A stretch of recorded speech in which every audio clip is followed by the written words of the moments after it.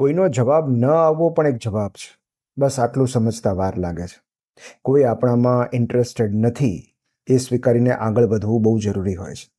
નહીં તો આપણે એક જ જગ્યા પર અટકેલા રહીએ છીએ. આપણે ગમે તેટલા પ્રયત્નો કરીએ, આપણે કેટલાક લોકોને આપણામાં ઇન્ટરેસ્ટ લેતા નહીં કરી શકીએ. તેઓ ઇન્ડિફરન્ટ, અલિપ્ત કે અળગા જ રહ્યા કરશે. જ્યાંથી વારંવાર ઠંડો પ્રતિસાદ મળતો હોય ત્યાં હુંફાળી લાગણીઓ ડિલિવર કરવી નિરર્થક છે. એમને કોલ બેક કરવો હોત તો કરી શક્યા હોત.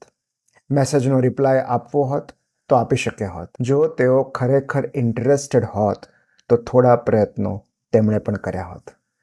કેટલાક લોકો આપણને કહી નથી શકતા કે આઈ એમ નોટ ઇન્ટરેસ્ટેડ, પણ પ્રયત્નોનો અભાવ એ સ્પષ્ટ કરી આપે છે. વળતો જવાબ, વળતી હૂંફ અને વળતો સંદેશ ન આવવો એ પણ એક સંદેશ છે. એ સમજીને આગળ વધી જવું જરૂરી છે, કારણ કે તેઓ આપણામાં ઇન્ટરેસ્ટેડ હોય એ કરતાં આપણે આપણામાં ઇન્ટરેસ્ટેડ હોઈએ વધારે જરૂરી છે.